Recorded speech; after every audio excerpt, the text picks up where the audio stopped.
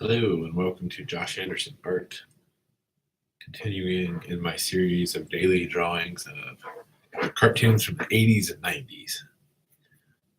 Cartoons that me and my brother watched. Today's cartoon is TaleSpin, and the character is Wildcat. It's funny, I totally forgot this guy existed until I was kind of looking through the cartoons, trying to find what character I wanted to do. I'm pretty sure he was me and my brother's favorite character in the show. Maybe either him or Cloud Kicker. I'm gonna have to pause now and then to look at different views of him because, again, like one of the hardest things is trying to find a good screenshot.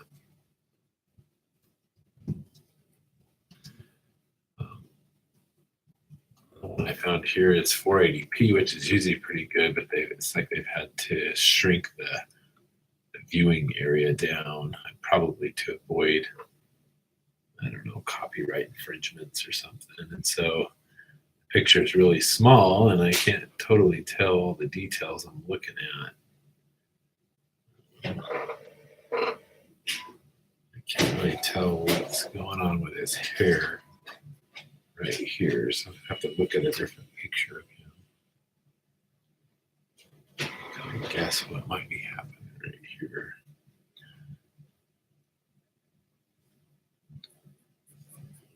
I really wish I could afford to buy a full season on DVD of all these old shows, but there's hundreds of these shows, literally hundreds, that I'm going to be drawing from.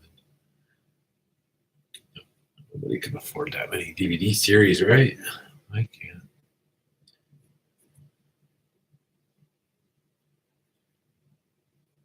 Never was sure what this little purple area around his eyes is. Is he supposed to be wearing safety goggles or something? Just his character, he's got kind of like a little purple area around the eyes.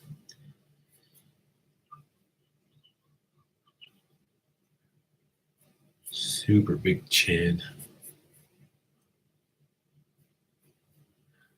You can tell the same artist that worked on this show had to be the same ones that did DuckTales and probably Chippendales Rescue Rangers, Disney TV shows.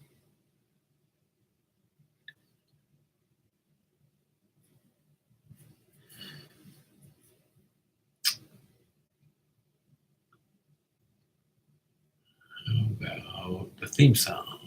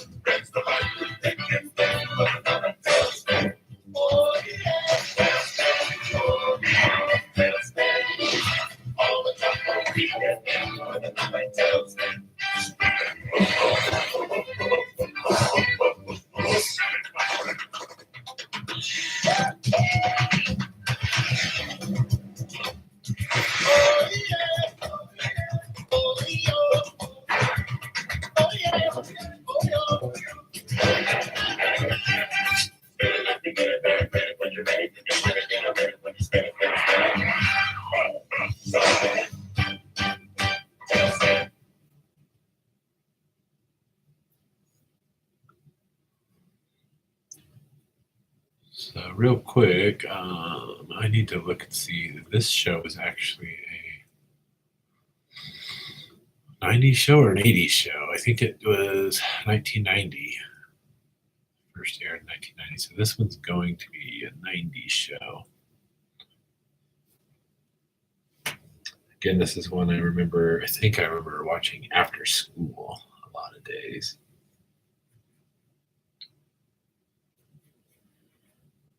And it looks like they based all these characters off Jungle Book characters. So the main character is Baloo from Jungle Book.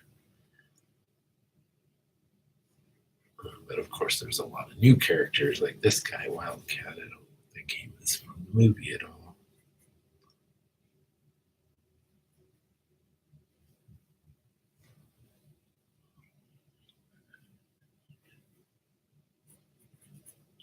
Disney characters are fun to draw because they have, I don't know, they always have like a rounded lines kind of quality about it that's sort of, I don't know, not all that different from other shows, but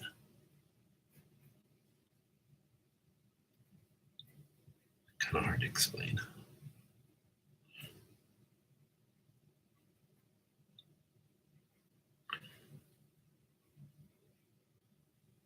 I don't know if you're a child of the 80s and 90s, if you remember the Police Academy movies, there was that guy, Bobcat.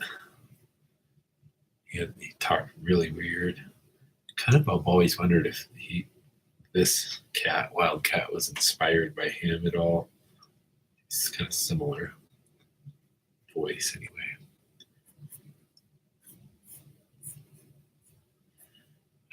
This guy, Wildcat, was the kind of goofy mechanic on Baloo's plane. Funny character.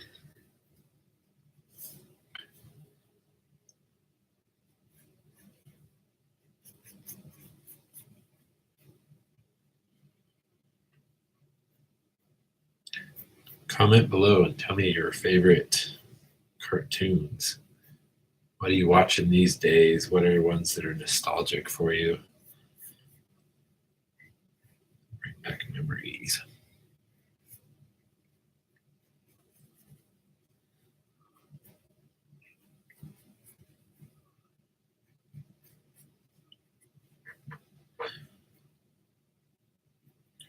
I know in our day and age of instant gratification and moving from one thing to the next, and it might be boring to sit and watch this whole drawing. So it might not be the funnest live videos to watch, but if you're an artist or you like cartoons, it'd be fun to come to this video later and just kind of skip around and watch it develop.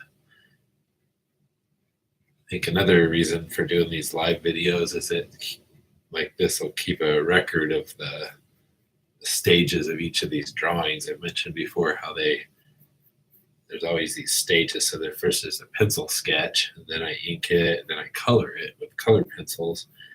And once we get past this pencil sketch and I ink it, it's kind of like that pencil version is gone for good. And it's always been sort of hard for me because I like this sketchy look. It's kind of a really cool look, and we end up losing it in the end, and it's gone for good. But if we've got video evidence, we sort of got a record of that. And then don't tell YouTube, but I'm kind of using them to store all this. And whenever I have time or feel really inspired to work on it, I think I'm going to do like a compilation video of these cartoons. So that I can come and download them one at a time and throw them into iMovie and kind of do something more fun, and probably more fun to watch because it's going to be just the highlights.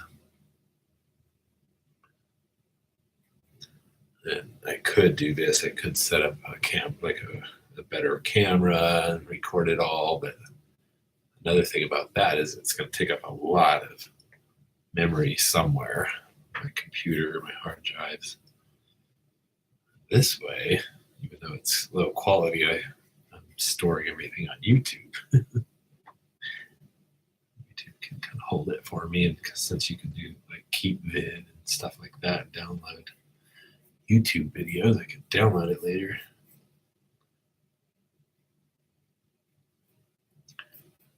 So my intent here is to practice drawing every single day. Even if you're an experienced artist, we need to realize that art is like a muscle that atrophies. Even if you're pretty good at it and do it a lot, like if you don't do it a lot and you take breaks or whatever and step away for a while, you start to realize you lose it. And I was starting to realize that about my drawing. Like I just wasn't doing quite as well at it because I've been neglecting it for a while. So every once in a while, I come up with an idea how to challenge myself to stay in it. One of the great ones to do is Inktober. Thanks to Jake Parker for starting that. Artists all over the world now know about it because of Instagram and hashtagging. That one's a great one for the month of October, just every single day doing an ink drawing. Okay, so there's Wildcat, just a rough pencil sketch. Now we're gonna ink.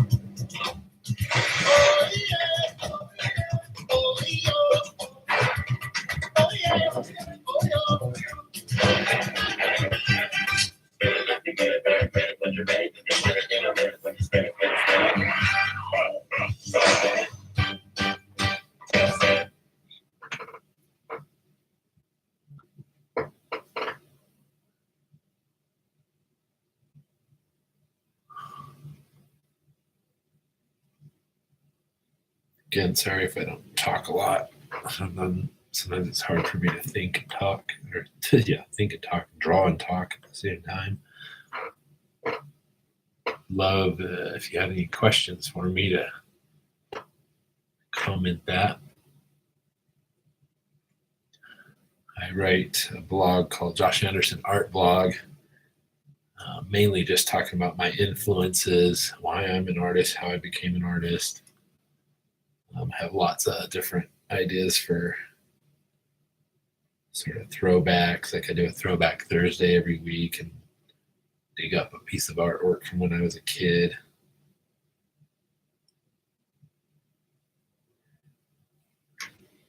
And really the goal is to kind of try to get my name out there. I'm not really someone seeking fame, but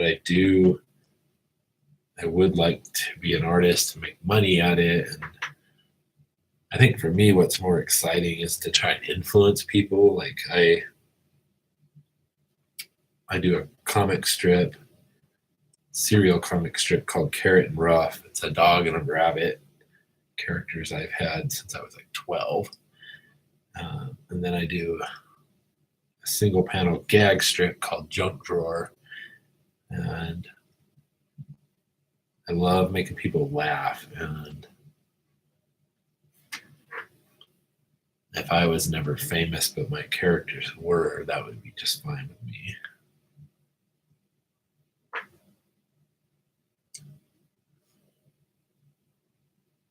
I would love to just be able to bring joy into people's lives, like people who take life too seriously or stressed out and worried about things, maybe going through hardships, diseases, stuff like that. Like I would love for my characters to somehow help people through life and ultimately to point people to Jesus. Really, it's kind of a hard sometimes to figure out how to do that because I'm trying to be funny and like serious things are sometimes really hard to be funny about. And it's sometimes like for a while when I started Carrot and Ruff, I did a series of strips for a newspaper in my town, Christian newspaper. And so they were overtly like Christian strips for that paper. And some of them were kind of funny, I guess, but like for the most part, I really felt like they were contrived to try to have some kind of a Christian message, but also be funny. It's a super hard line to walk. In the end, I think I just decided to go ahead and stick with just being funny and maybe not really worry about making each strip some kind of Christian message, because it's really hard to do. Because once you have some kind of a little moral or something in there, it's like it gets too serious and too preachy. And I do think Jesus is the most important thing in the world ever. I'd like to share that with everyone possible, but how you do that is tricky. I've always looked at like art and drawing as like definitely like a gift God's given me. If not my talent or how good I am, then just how interested I am in it. And it's the most fun thing in the world for me, drawing. And so I know I somehow got to use it for God. That's what I want to do. And figuring out how to do that's always been tricky. It's, as a Christian artist, like what do? Draw pictures of Jesus all the time? And no, I think it's got to be something deeper than that. If you are a Christian and an artist, I would love to hear your thoughts on this. How do you kind of represent what's most important to you, but also kind of try not to be too preachy? Because I know in really just about any sphere of life, like when people try to kind of push their beliefs in something like art or comics, it just kind of, I don't know, dampens it.